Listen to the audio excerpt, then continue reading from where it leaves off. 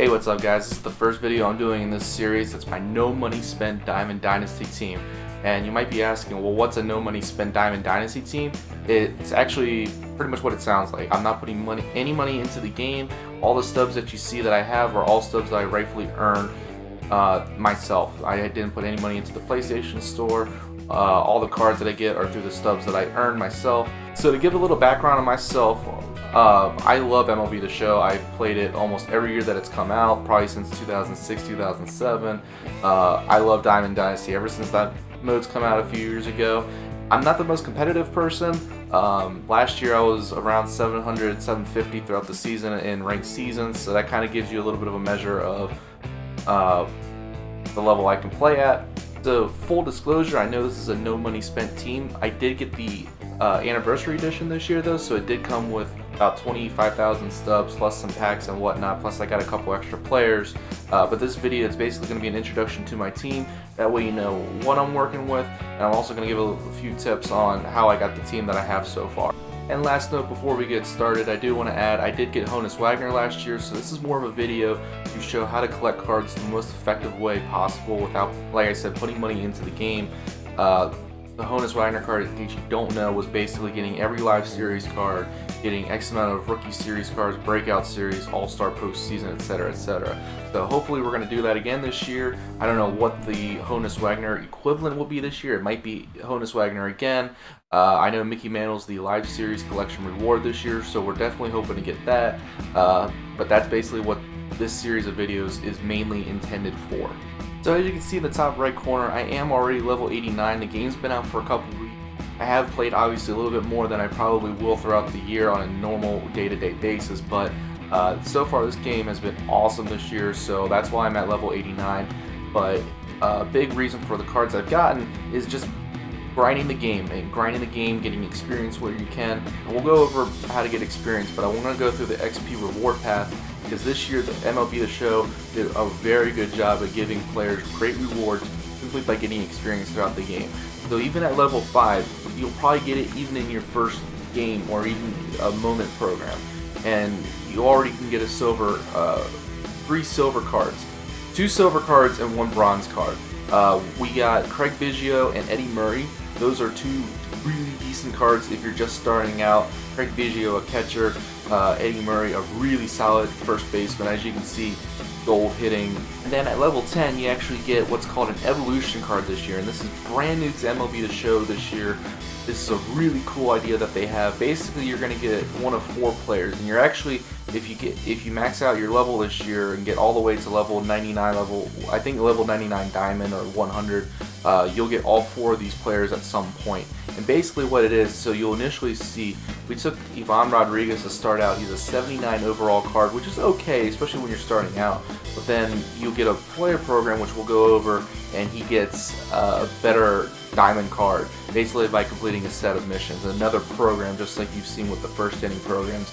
And then every 5 levels, we get more and more rewards. We get a Gear Up choice card, a show pack, another gold flashback and legends pitcher, 2,500 stubs, another flashback legend batter.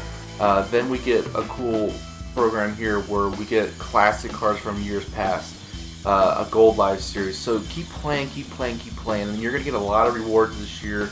Every 5 levels you're getting a really solid, decent reward.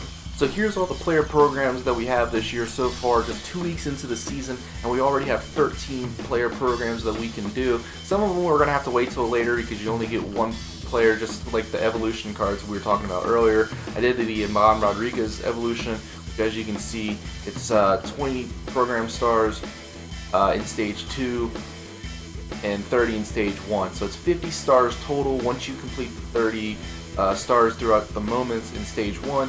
Then you get stage 2, and at the end of it all, you get a nice 91 overall Ivan Rodriguez. So on top of the evolution player programs, we have already a couple players in the first inning program alone.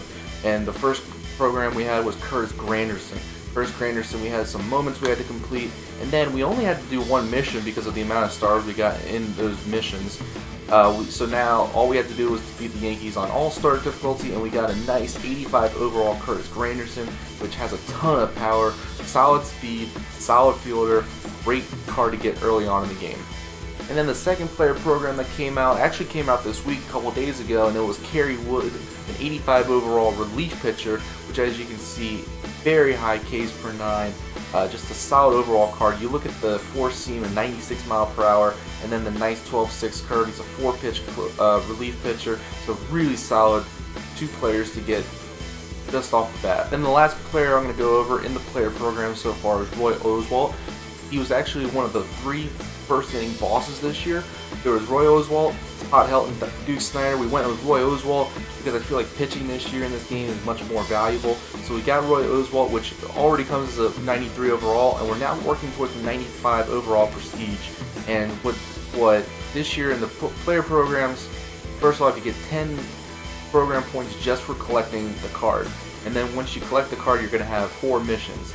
So a lot of it's just grinding. Like I said, a lot of this is just grinding. And all these are online, so that's the one drawback. You can't get any of these throughout Conquest or anything like that. You have to pitch X amount of innings and then pitch X amount of strikeouts. But the nice thing is you're actually going to get more rewards throughout this program. So we already got 750 stubs.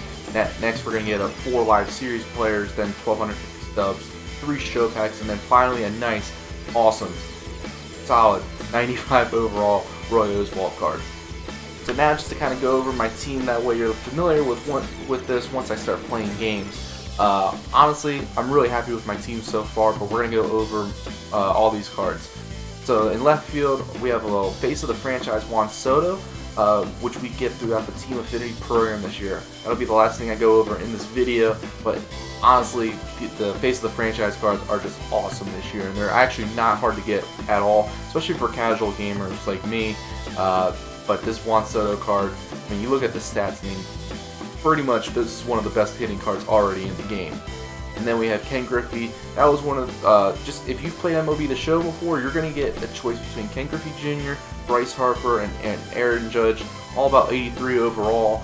And then Mickey Mantle, he's one of the 7 legends you can get in the game throughout different XP rewards. Mickey Mantle, I've had him since day one. He was actually one of the anniversary edition pre-order bonuses, so we did go with Mickey Mantle. But awesome defense. He's a switch hitter, so even though he's a switch hitter, the left-handed pitcher stats aren't all that great, but honestly he's been one of my best cards so far. And then Chris Bryant, we pulled him in a pack. Cal Ripken Jr., we obtained him throughout one of the XP reward programs. We have Brian Roberts, who is one of the mini bosses in the first inning program. We went ahead with him. Great speed, solid second baseman, had to go with him. Pete Alonso, we got him pulling in one of the packs. I really always have bad luck choosing diamond players in packs. We've gotten lucky this year though. Pulled a Pete Alonso card. Big fan of him. That power. And then the last card of my starting lineup that I really want to go over and discuss is Gary Sanchez. This is easily my favorite card so far. If you look here, you look at his power, over 100 power for both against righties and lefties. It's an awesome card, but I want to talk about this because there's a lot of good catchers in this game this year. We already talked about the Ivan Rodriguez 91 overall card, and level 10, I wanted that 79 overall Ivan Rodriguez. Got him to a 91 overall quick, but then Gary Sanchez came along at level 40, and I could not resist getting those power stats. But there's a lot of good catchers in the game this year, so my big tip, do not feel the need to take a catcher right away. There's so many good catchers. Fill the other positions, and you'll get a good catcher easily in this game this year. Then just to kind of go over my bench, it's basically filling needs. So yeah, Nick Castellanos, awesome against lefties. JD Martinez, awesome against lefties as well. Also really good against righties. David Peralta, really good against righties as well, and a really good fielder. Jonathan Villar, gotta love that speed. He can play multiple positions. Good card, even though he's only a 78 overall. And then the 91 overall, Pudge Rodriguez. I know a lot of people don't put a second catcher on their team, but to be honest, you really should. You never know. And then to go over my pitching staff. I'm really liking it so far. The bullpen's starting to come together. Bullpen pitchers are harder to find in the game, if I've noticed that. Starting pitchers, I had a lot easier time finding starting pitching this year, but obviously you can never have too much good pitching on your team. The Corey Kluber, he's my ace. He is one of the rewards in the XP reward path this year. I had to go with him. There's some other really good cards you can take. We talked about Roy Oswalt already. Greg Maddox, he's one of those 7 legends that you can grab. Tremendous stamina. He's really good because even though that velocity is only 55, it's a nice change of pace type pitcher. There's a lot of people that just cannot hit sinker balls that he pitches. Great card to have. And then Oral Hershiser, Brett Saberhagen, both really high stamina pitchers, and stamina is critical in the game this year because now starting pitchers, you can choose your own starting pitcher. However, they are going to get fatigued, so it's really nice to have these guys on your team. And then going over my bullpen, we just got all golds and diamonds, but Kerry Wood card is the last card I've gotten in my bullpen, and that kind of really, I think, has helped solidify my bullpen. So Edwin Diaz, got him throughout, got him in a pack actually. Lee Smith, got him in one of the XP reward path rewards. Craig Kimbrell, got him in an early pack. Kerry Wood, we talked about him, got him in that player program. Ken Giles, I believe we actually got him in a post-game reward this year. And then there's Taylor Rogers, got him very early on. Then Mariano Rivera, one of those 7 legends that you get.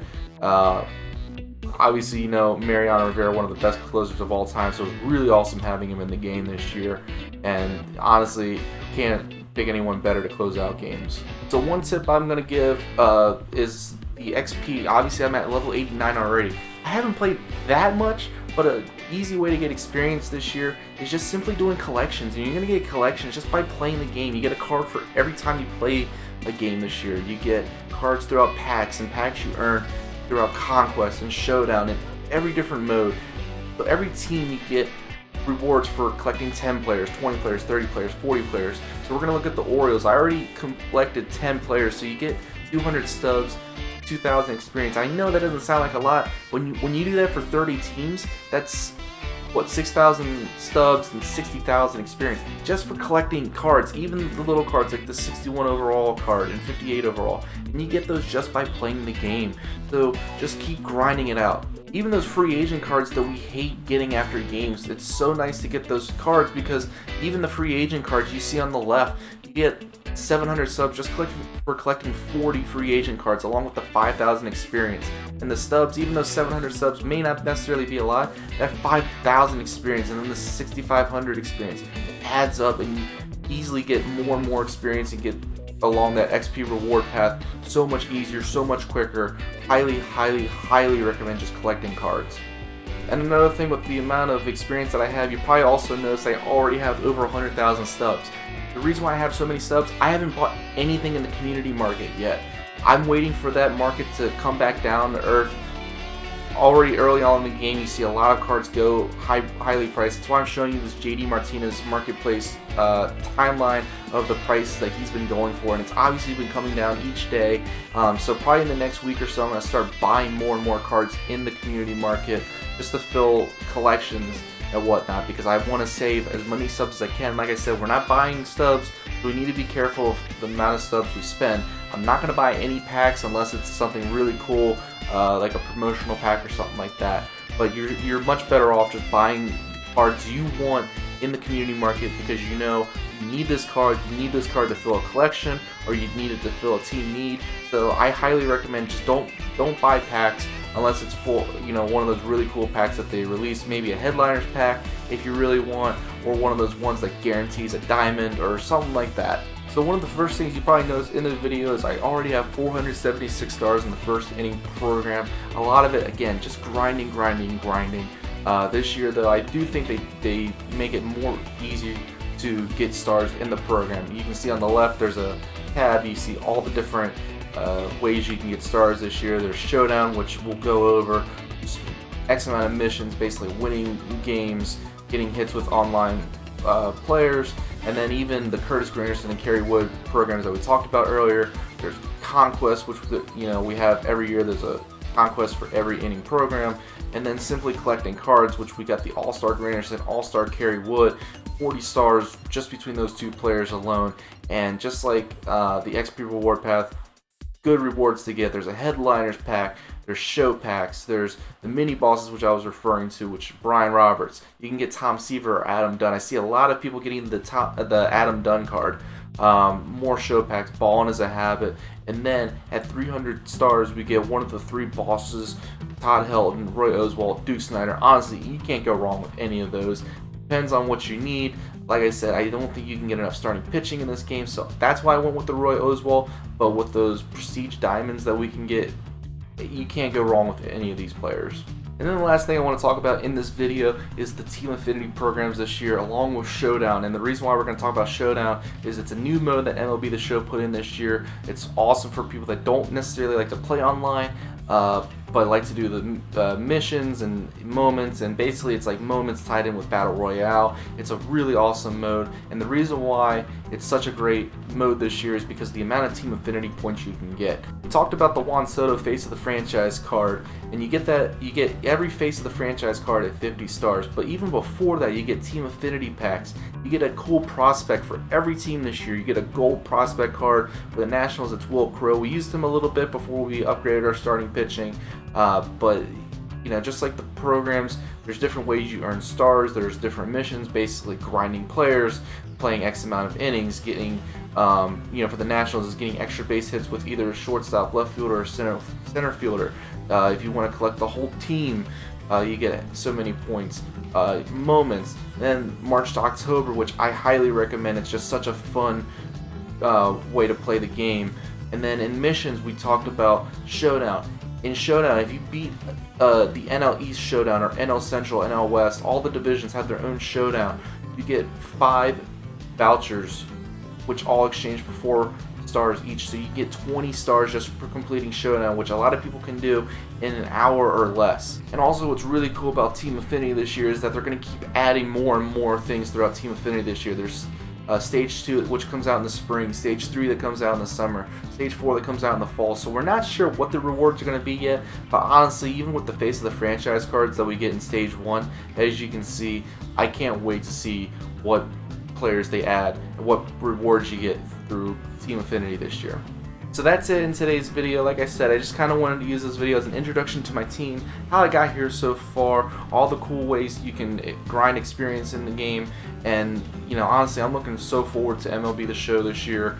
So far it's been a great start, even just the first 2 weeks alone, and they're going to keep adding more and more content this year. It's going to be interesting to see how they do it, even though there's not an MLB season right now. Hopefully we get some baseball pretty soon here, but until then, MLB The Show has been somewhat my fix for my baseball this year. So if you like this video, please subscribe down below. I really appreciate the support. Leave me some comments, leave me some feedback. What do you want to see?